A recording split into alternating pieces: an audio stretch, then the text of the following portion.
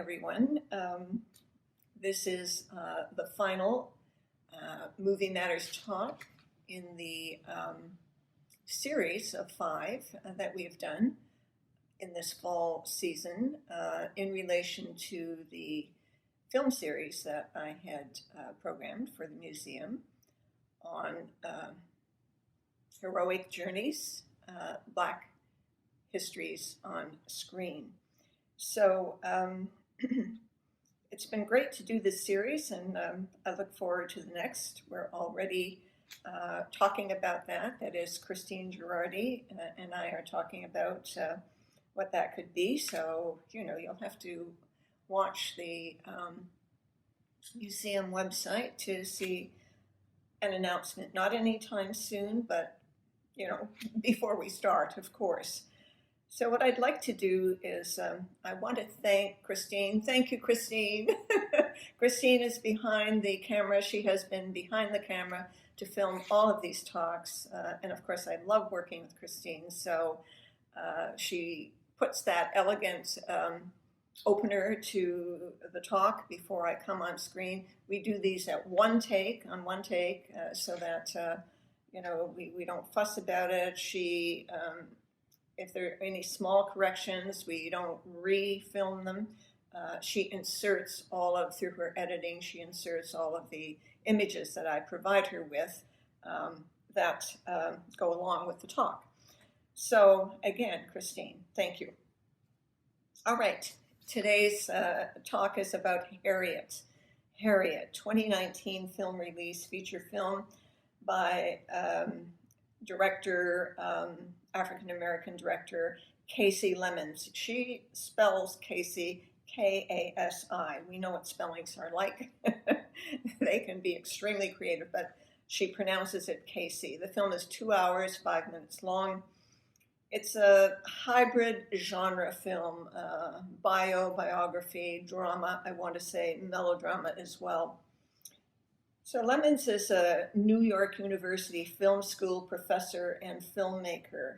Now, anybody who works as a professor in any kind of a university setting, especially someone who is a filmmaker, they also have to absorb themselves in film history and understand genre filmmaking, etc., experimental filmmaking. Spike Lee is a graduate of the same program. Where Lemmons is a professor, so I make the point. So Lemmons co-wrote Harriet's screenplay with a man named Gregory Allen Howard. However, she rewrote a number of scenes and created some new scenes during the film shoot, rather an adventurous thing to do. It was a tight schedule. She identified it as a rough schedule, few takes, little time. You had to get the job done. So the initial Harriet project was a project of actress Viola Davis. That would have been incredible to see her as Harriet. That project fell through. And Cynthia Erivo, whose image you'll see on the screen, was cast in the role. Erivo is British. I want to identify that she's diminutive in height, just over 5 feet, as Harriet Tubman was. And also, the casting is good in the sense, in a number of ways, that Erivo is about the right age that Tubman was in the world of the film and in this period of her life. Erivo is quite an acclaimed singer. Musical Tony Award for The Color Purple, 2016, Best Leading Actress. She talks about the challenges of filming Harriet, shot in Virginia, tight schedule, October to December 2018. I'm quoting her. It's a hugely physical movie, it is. And you're dealing with both the elements, the weather. We're in the mud, it's rainy, it's cold. We're shooting from September, she says, through to December. I did every stunt but maybe one. The wind chill is minus something, and you're having to climb up the side of a cliff. You're walking in water, and it's 37 degrees at midnight. You're working against the clock and against the elements. You also have the emotional journey that Harriet goes on. It is tough, and you have to be strong enough to do that. Taking on the role of Tubman, Erivo reflected, I felt the responsibility to tell the story. I felt like I was now responsible for making sure that this story was told in the right way. So I'm happy that they allowed me to be involved. So her credentials, Erivo's credentials, British born, trained singer, trained actor, big voice, big talent, and an extreme athlete. So her fitness that she identifies that was required on the shoot, she's got it. Fit to play Harriet Tubman in every way. So Eriva's American reputation and accolades include Tony, Emmy, Grammy Awards, 2016 Broadway star, the best musical revival of The Color Purple based on Alice Walker's 1982 novel. 2017, she sings an aria. She has that kind of a voice when required. From a Leonard Bernstein composition with the National Symphony Orchestra. 2019, the Kennedy Center honors. Many of you probably watch those. I certainly do. And in 2019, one of the tributes was to the Earth, Wind, and Fire group, and She's on Fire as pop diva singing a couple of their tunes. She's charismatic. She's dramatic on stage, soaring voice, glamorous, with a great stage presence. Now she's got to change that presence incredibly in order to play Harriet Tubman. 2020, as we speak, Erivo resumed filming on an anthology series titled Genius, Aretha Franklin. So she has the equipment to do that. Obviously, Erivo welcomes risky projects and performances. The other key actors in the cast in Harriet, Joe Elwyn, British.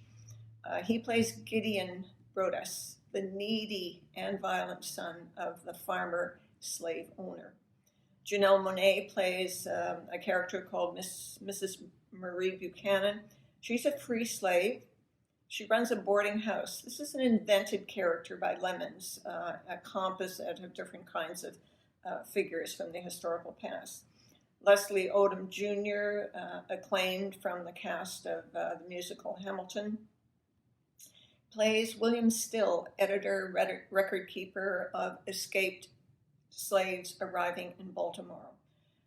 Clark Peters plays Ben Ross, Harriet's father.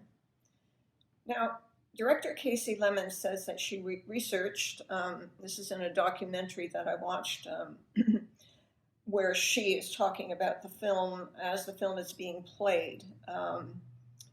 She says she researched the subject of Tubman for over 7 months, and yet I find this very strange, and so I would question certain things, that there are no historical sources cited in the film credits. That's very unusual because feature films that have a historical basis usually like and need to cite those credits as a matter of ethics.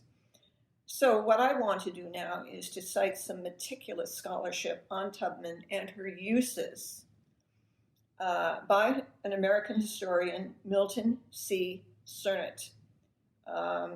His book was published by Duke University Press in 2007, titled Harriet Tubman, Memory, Myth, and History. Cernett explores the let's try that again, Joan. Cernett explores the iconic identities attributed to Tubman, and Tubman's dates are 1832 to 1913. Here are the iconic identities that he attributes. Things she has been called: Queen of the Underground, Black Joan of Arc, Black Moses, deliverer of slaves, meaning that she was the most of men, a woman, but the most of men, homespun heroine, missionary, nurse, spy, modern Amazon, Mother Tubman, Aunt Harriet, and General Tubman. So that kind of martial military imagery, comes from her work as a Civil War spy and scout for the Union Army and a freedom fighter. Cernett analyzes the problem with what he calls Tubman's enthusiasts, people who have a tendency to eulogize Tubman as a multifaceted Black heroine. He's a historian. He has to explore this.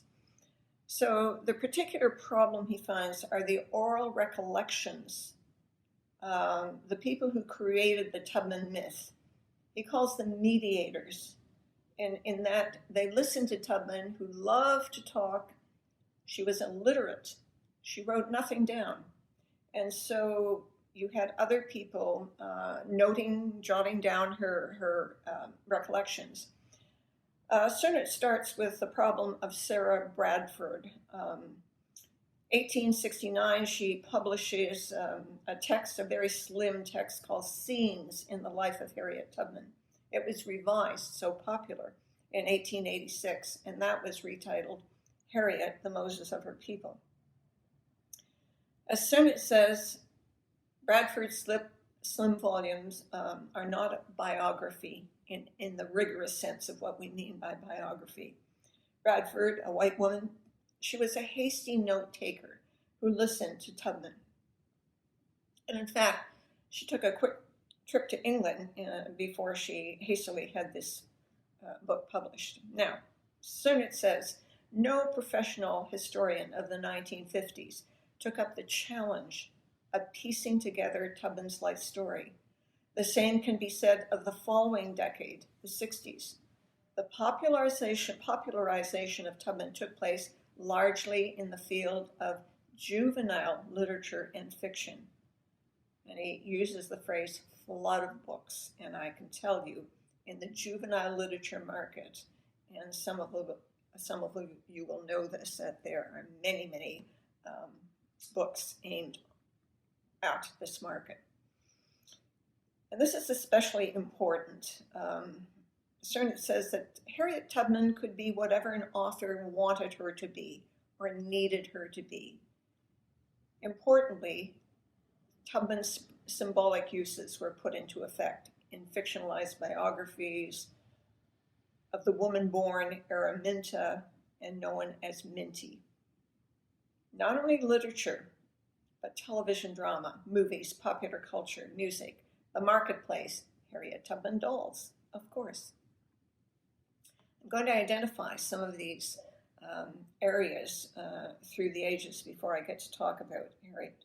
All right, 1964, CBS television network has a 60-minute drama called Harriet and the Underground Railroad.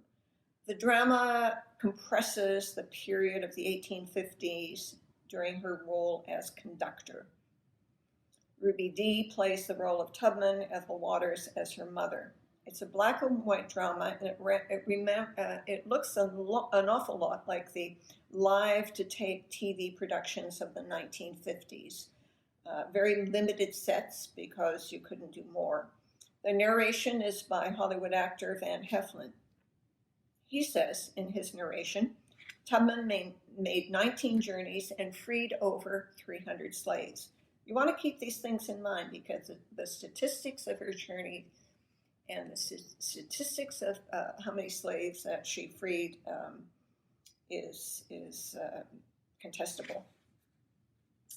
1971, CBS had a program called You Are There. Reenacted certain historic events. They used the term eyewitness. So the episode on Tubman is as if witnessed in the dramatization of her life for television audiences. 1978, NBC, A Woman Called Moses, a miniseries with Cecily Tyson. Orson Welles narrates the film based on a very suspect fictional book. Here's the statistic at the end. Harriet assisted more than 3,000 individuals to escape slavery. So we've gone from 300 to 3,000. Why not? I can tell you that from my research, I've learned that a home video version was distributed in 1992. It must be popular because there was a DVD release in 2001. Opera, 1985, called Harriet, the Woman Called Moses. The opera is set in Maryland and the Canadian border around the 1850s. And of course, the lead role of Harriet is played by a soprano. That would be correct. Now, I'm going to suggest that you just look at the 2020 recent Zoom performance. Several black sopranos sing an aria, the aria, Keep On Going from this opera. It's worth listening to it.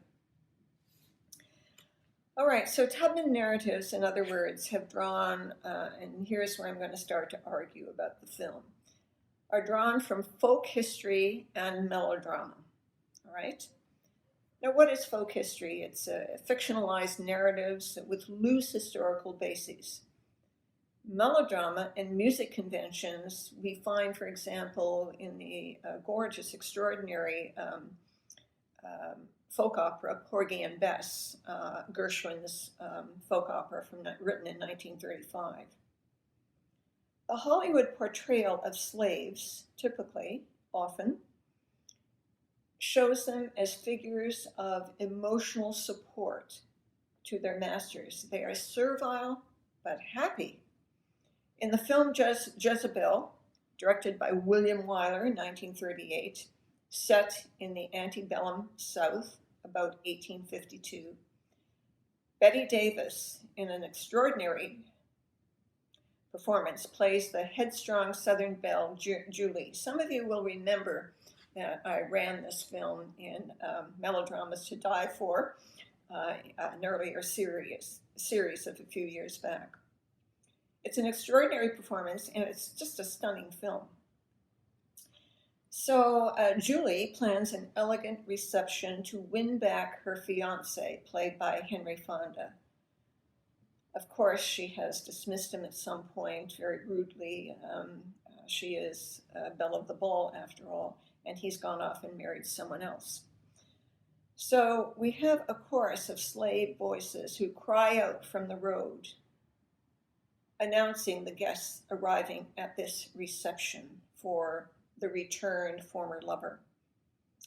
Later, the slaves rush to Julie's feet, and you'll see an image of this on screen, to sing and console their mistress as the yellow fever rages in New Orleans. Now, this is an historical fact, the yellow fever. The yellow fever devastated 64 parishes in Louisiana. The Hollywood film Jezebel makes grand melodrama of the devastation. What's Julie's redemption at the end of the film? She leads the dying man she loves through a New Orleans in flames to the leper colony where they both will die. Melodrama. In Lemmons' film, Harriet, 2019, the opening scene establishes the depth of Harriet and her husband's love. He's a free slave.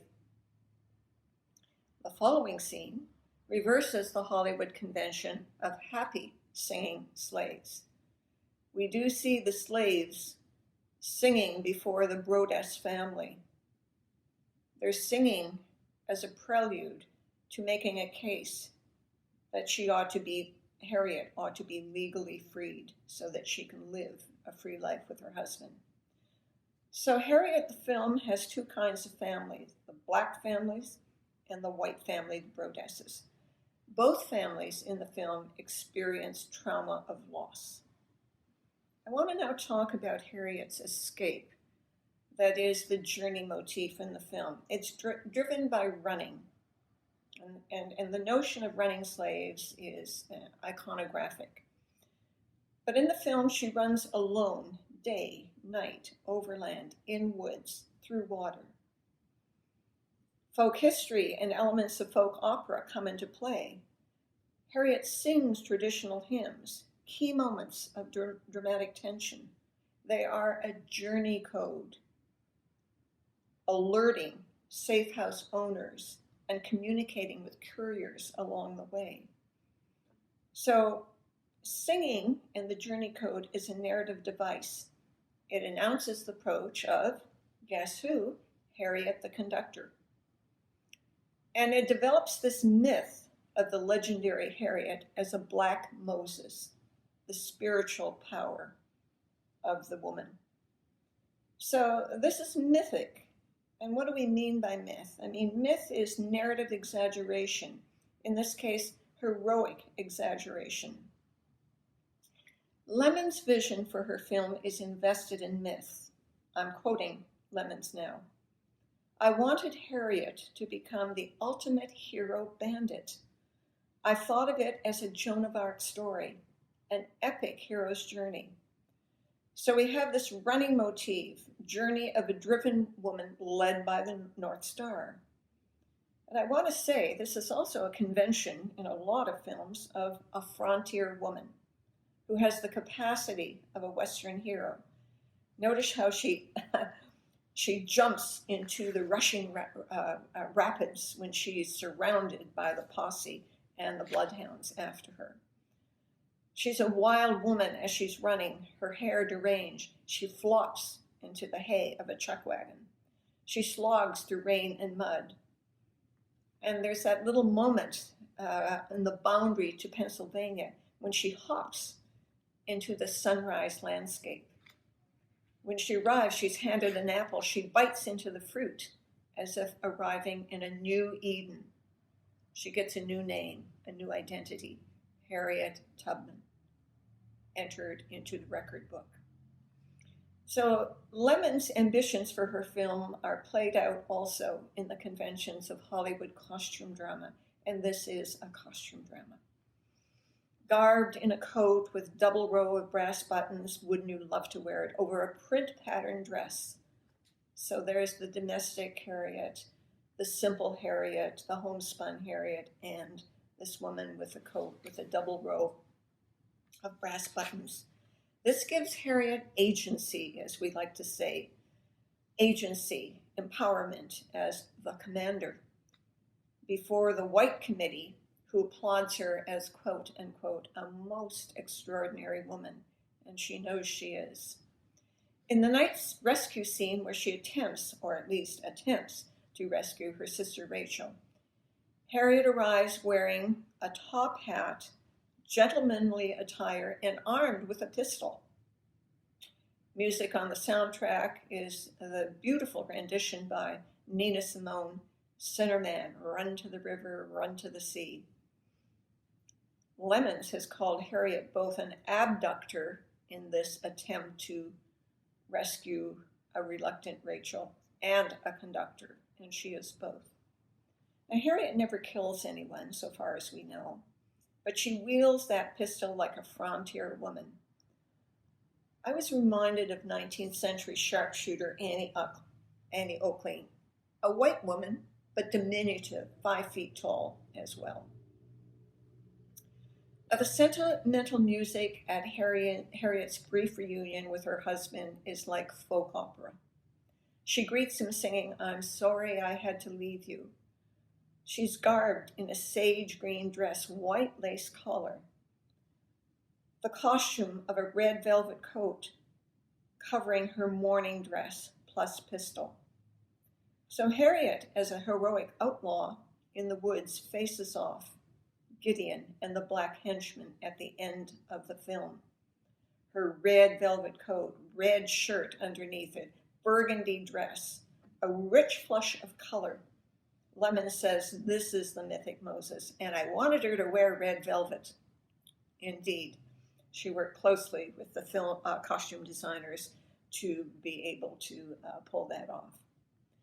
So at that ending, we see that Harriet is agile on foot, navigating the woods.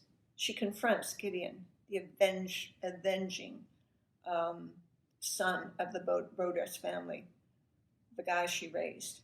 Gideon yells, "Minty, Minty." She names Harriet. "Toss your gun, off your horse, on your knees."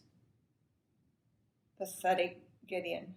Not even even now you're Minty. She, "I have a right, liberty or death. You're going to die right here for the sin of slavery. God didn't mean people to own our people." So there's that reckoning articulated in this strong Harriet. as if completely understanding what her mythic value would be. Of course, she couldn't know that.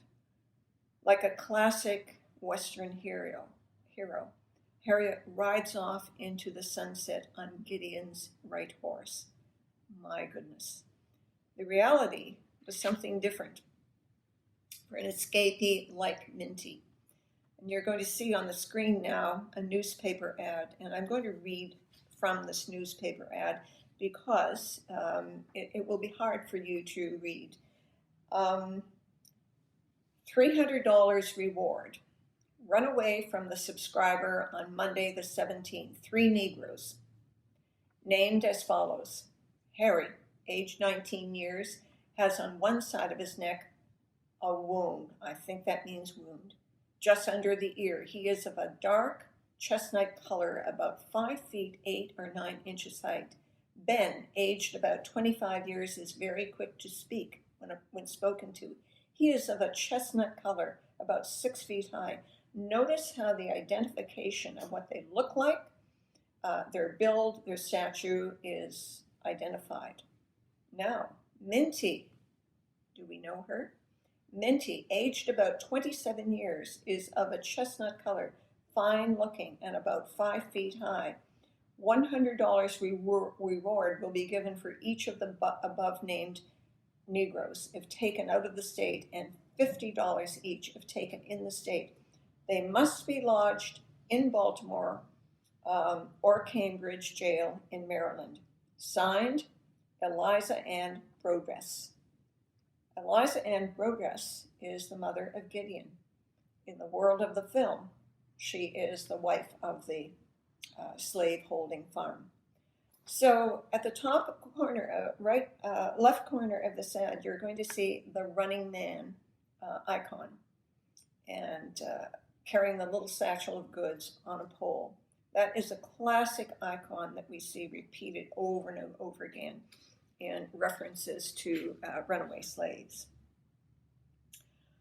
All right, in the final scene, the running slaves that Harriet has been seeing in monochrome, slow motion images when she has her sleeping spells are fleshed out in full color. They have been liberated by General Tubman, armed with flotilla of black Union soldiers. Harriet here is commander of the Black Corps of Union soldiers, South Carolina, 1863. She tells them, slavery is still. Our mission is to be free those slaves. Now is our time. You ready to kill a snake? Harriet's costume is extraordinary. Union blue army uniform, red neckerchief, frontier-style hat, the sum of her iconic identities.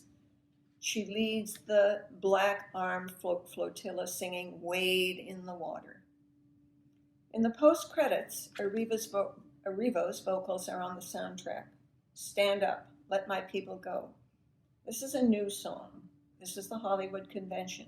We've seen this convention of a theme song before. The vocal star power runs through the post-credits, and it creates an anthem for today's audiences. The several texts on screen sum up Harriet Tubman's life in a few sentences. This is a convention. We see it over and over. The viewer is to assume the historical accuracy of these statements. Here they are. Harriet Tubman was the most famous conductor on the Underground Railroad, leading over 70 slaves to freedom. During the Civil War, Harriet became a spy for the Union Army. She led over 150 black soldiers in the Combahee River Raid, leading over 750 slaves. Harriet remains one of the few women in U.S. history to lead an army expedition. She later remarried and dedicated her life to helping freed slaves, the elderly, and women's suffrage. Where am I here? Losing track where I'm going. She died surrounded by loved ones on March 10th, 1913 at approximately 19. Let's try that again. She died surrounded by loved ones on March 10th, 1913 at approximately 91 years of age. Her last words, the last text says, "I prepare a place for you." Now the texts on screen are intercut with images of Erivo as Harriet, greeted by her aged parents at their home, arriving at her own home, surrounded by family, finally looking out the camera, looking out at us as an audience, closing the door on her private life. These are gleaming ideals of a picturesque family trauma redressed. The photo you're going to see on the screen from 1887 shows a less picturesque depiction of Harriet Tubman on the left and her family. A token photo of the actual Harriet comes on screen at the end of these credits, which might remind us of historian Milton Cernet's caution about the representations of Tubman, her uses. In other words, that Harriet Tubman could be whatever an author wanted her to be or needed her to be. The post-credits, we should also question. They are faked photos of the cast in character roles, as if vintage archival footage. They're an invention, clever but misleading. For the record, historian Milton Cernet writes, a writer named Kate Clifford Larson deserves first honor for having pursued the evidentiary trail with the most zeal and persistence in her book, Bound for the Promised Land, Harriet Tubman, Portrait of an American Hero, published 2004. Here are the corrections that Larson makes to the Tubman myth, citing reliable statistics, and I quote, Tubman liberated about 70 individuals, most of them related in some fashion to her, not 300 as is commonly believed. She made 12, possibly 13 trips, not the 1900 that Bradford, way back in 1869, credited her with. So Lemmons, Harriet, finds her way through, in this film, through a male-gendered frontier. But the film exposes its limitations. I'm not going to call it a feminist film. I think it's more a feminized film. Here are its limitations, and St. Catharines, I'm speaking to you. The title, St. Catharines, Canada scene. St. Catharines in the short scene, oh so short, is depicted as a peaceable village, strolling people, sheep in the streets. Wearing a lace-colored dress, Harriet is focused on making the perfect cherry pie. And don't we all try that from time to time? She's marking time in St. Catharines in this depiction. She has no agency in this northern border. If I can borrow from Margaret Atwood's theories, she is in an elsewhere. St. Catharines is an elsewhere. It's not America. She's domesticated, and she was here for 10 years. What happened to Casey Lemmons' research? Why not a short scene that might have included the fiery abolitionist John Brown's visit with Harriet? He did visit her in St. Catharines. After all, he appears ever so briefly in the prior dock scene where Harriet has delivered some slave she has rescued. So I think what I want to say here is that the PG rating in the US and Canada tells us a lot about the film and where the film was aimed at a wide middle ground audience. In a social climate that we know well, begging for anti-racist narratives, women's stories, black stories, symbolic black voices, somehow trying to yoke the past into the present or the present with the past. So the film has its strengths, it's beautiful looking, and it has its weaknesses, and there you are. So I want to recommend some other fantastic things for you to look at. The film 12 Years a Slave by African-British director Steve McQueen, 2013. It's an adaptation of a book, a true story. Yeah, it is. Set in the antebellum era. The center of the story is a free black man named Solomon Northrop. He was abducted despite the fact that he was a free slave, a free man, sold into slavery. It's an extraordinary biography, memoir, published in 1853. He told the story to a lawyer who edited and wrote it down. Now, here are the credits for 12 Years a Slave. The consultant was Henry Louis Gates Jr., a noted historian at Harvard University, director of African Studies and African American Studies. So here you see, the important background to the research in the film. You can see this film on YouTube in its entirety, free. It's a very strong film. It's fantastic looking. A lot of violence in it, so beware, but the story could not be told without the brutality. I also want to point you to another kind of take. The current Showtime series that you can find on Crave called The Good Lord Bird 2020. It's an adaptation of James McBride's novel, same name. It's part satire, part historical fiction, and the TV series stars Ethan Hawke, who was a producer as well, as abolitionist John Brown, a white man. Now, the narrative is told from the point of view of a black youth, name of Henry, disguised as an adolescent girl named Henrietta, and throughout the film nicknamed Onion by John Brown, who can never remember her name.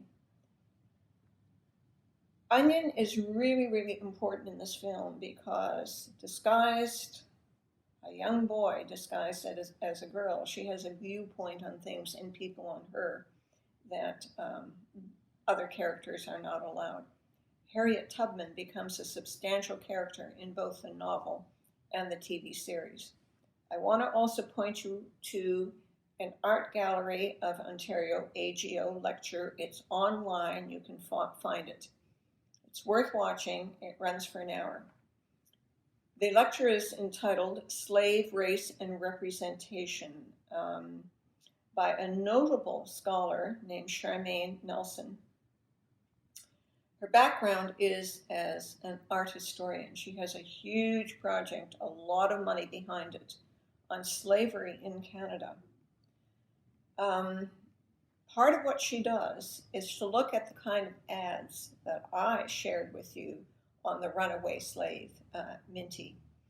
She looks at Canadian news and American newspaper ads as to how runaway slaves were described, what we can learn from that, their fitness or lack of fitness, their wounds, the way they dressed, and so on. It's an extraordinary project, and she has got quite a number of assistants helping her with this. In Halifax, it's based at the Nova Scotia School of Art and Design. So that's all I have to say to you, except that thank you for being an audience, those of you who were for this series. I'm really looking forward to the Winter 2021 film series and the format, all of which will be announced on the Niagara Falls History Museum website. So thank you, and again, thank you, Christine, behind the camera.